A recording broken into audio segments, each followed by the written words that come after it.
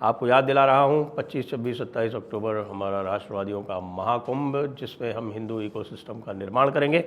उसके लिए हमारा जो क्राउड फंडिंग चल रहा है वो अत्यंत सफल है। आप लोगों की अनुकंपा से 63% उसमें अभी योगदान आ गया है। आप सभी से अनुरोध है, कृपया इस योगदान को शीघ्र 100% करें। इसके लिए या तो QR स्कैन कर लें या फिर डिस्क्रिप्शन में जाके लिंक को क्लिक कर लें। नमस्ते, आप सभी से अनुरोध है कि कृपया हमारी चैनल को सब्सक्राइब करें, साथ में हमारे वीडियो को लाइक करें, हमारी रीच बढ़ती है उससे, और वीडियो को शेयर भी करें। कहाँ है राहुल गांधी? राहुल गांधी 5 दिन पहले देखे गए थे अमेरिका में। उसके बाद से राहुल गांधी कहाँ गायब है किसी को पता नहीं चल रहा। लेकिन हमारी इंटेलिजेंस एजेंसी सब जानती हैं, पता नहीं हमें क्यों नहीं बताती। लेकिन इंटेलिजेंस एजेंसी के साथ साथ बहुत कुछ तो हमको भी पता रहता है ना। तो कोई बात नहीं, इंटेलिजेंस एजेंसीज नहीं बता रही हैं तो हमारे पास जो जानकारी आ रही है वही हम आपको बता देते हैं। कि बताते हैं कि साहब कि राहुल गांधी जो है वो अपनी विजिट के बाद में जो रिएक्शन भारत में हुए उससे कुछ थोड़ा बहुत निराश थे। वो अपनी जो टीम थी उससे थोड़ा सा रुष्ट भी हुए। उन्होंने सत्यनारायण गंगाराम बढ़ई से भी शिकायत की कि अंकल आपने जो है मुझको मरवा दिया, इस तरह की बातें बोल दी, जो है आपने कहलवा दिया, आपने मुझको चढ़ा दिया, आपने कहा कि पप्पू पास हो गया। तो मैं जो है वो उत्साह में बहुत कुछ बोल गया और उसके कारण जो है वो मेरी काफ़ी कुछ ऐसी तैसी हो गई। क्योंकि गए क्या थे, गए करने क्या गए थे, टारगेट क्या था? टारगेट उनका ये था कि वो बांग्लादेश में मोहम्मद यूनुस के वहाँ पर स्थापित किए जाने से बहुत उत्साहित हो गए थे और उनको लग रहा था कि जिस प्रकार से मोहम्मद यूनुस जो है वो CIA की सहायता से वहाँ स्थापित हो गया तो मैं भी हो सकता हूँ। उनका कहना था कि वो भी हो सकते हैं।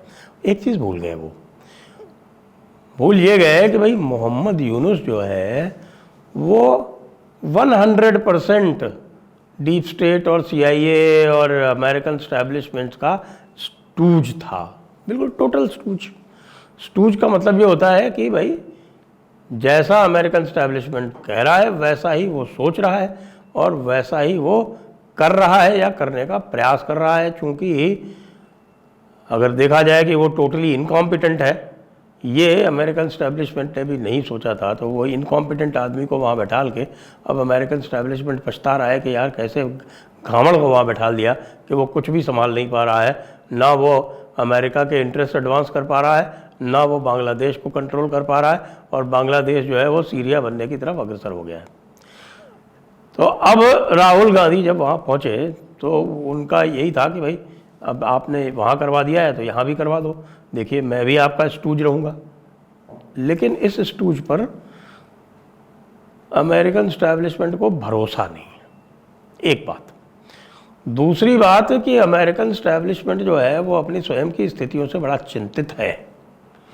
उसको ये लग रहा है कि मान लीजिए ट्रंप आ गया तो क्या होगा, इसलिए वो कम से कम भारत के साथ में गो स्लो जाना चाहता है। तो उसने 2 टका सा जवाब दे दिया राहुल गांधी को कि भाई देखिए आप अभी शांत बैठिए, आप जो है वो बगैर मतलब यहाँ आए, हमसे आपने कंसल्ट प्रायर नहीं किया, आपने कंसल्ट जो है वो सोरोस इत्यादि से करके और आपके जो डीप स्टेट के जो आपके साथी हैं उनसे करके वो आ गए, उन्होंने हमसे परमिशन नहीं ली और यहाँ आके आपने बगैर मतलब जो है यहाँ का माहौल बिगाड़ा।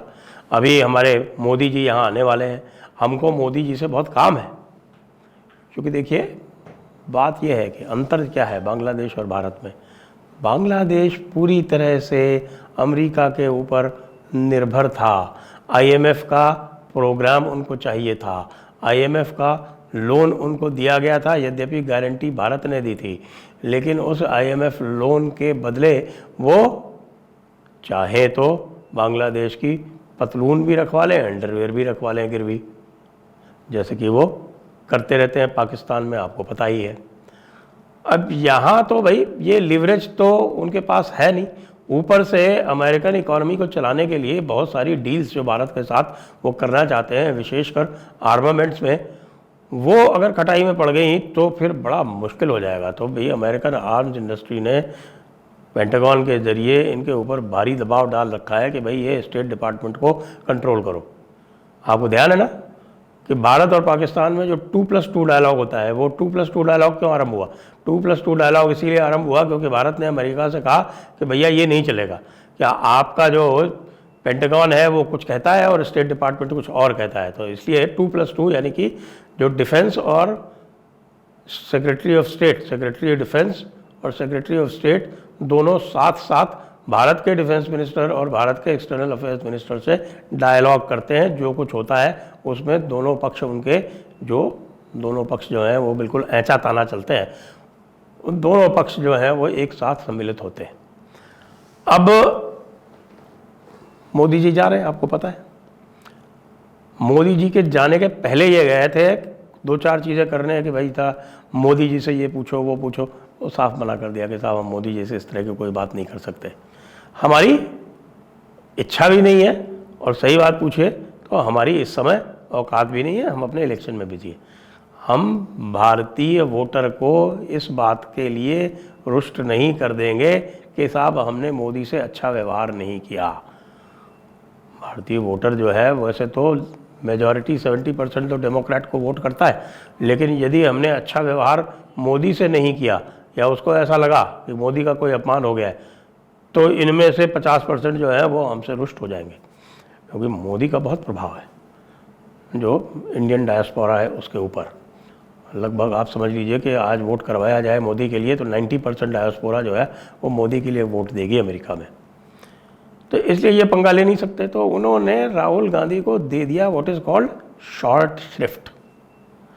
अब ये शॉर्ट श्रिफ्ट लेके हमारे राहुल गांधी जो है वो बहुत निराश और बहुत ही हताश हैं, क्योंकि उनको कह दिया गया कि भैया चुप बैठो, जनवरी से पहले यानी 20 जनवरी जब नया एडमिनिस्ट्रेशन इनॉग्रेट होगा 20 जनवरी, उसके पहले हम कुछ नहीं करने वाले हैं, 20 जनवरी तक तुम अभी प्रतीक्षा करो।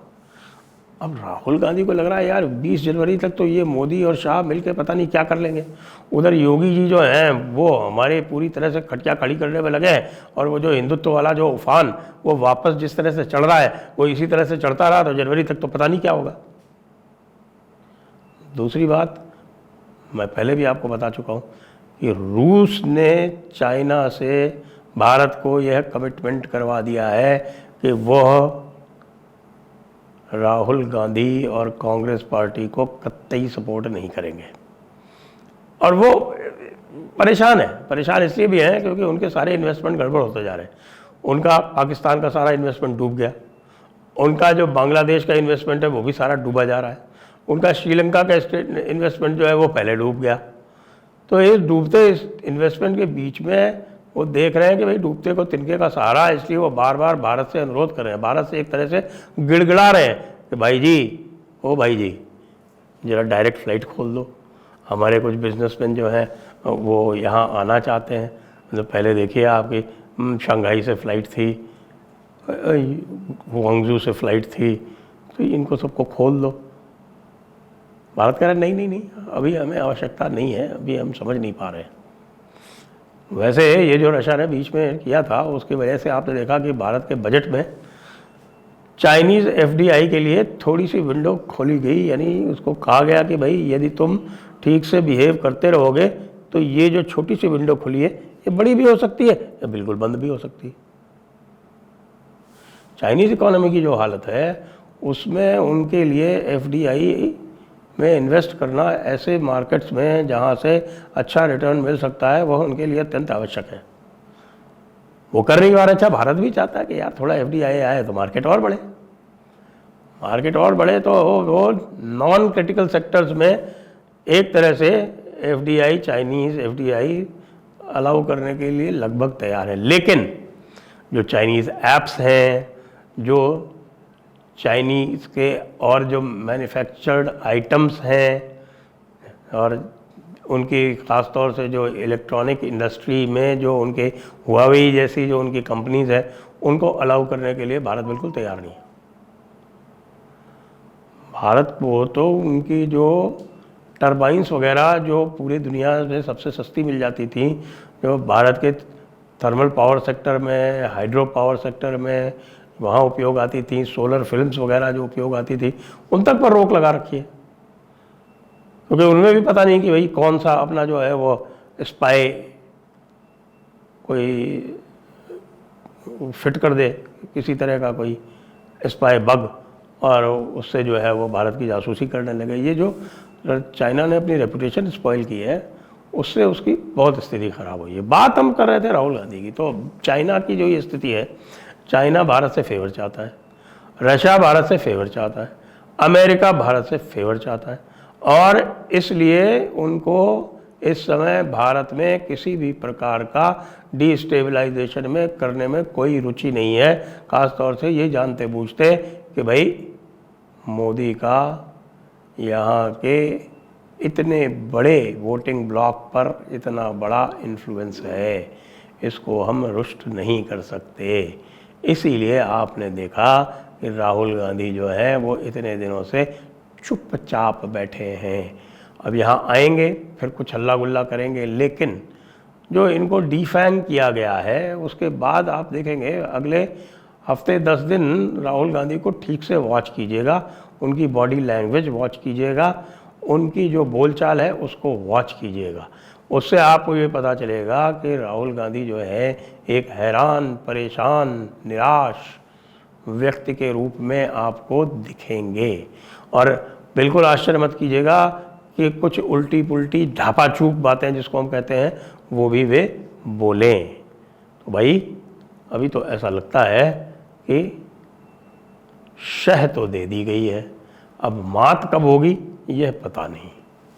जय हिंद, जय भारत, वंदे मातरम।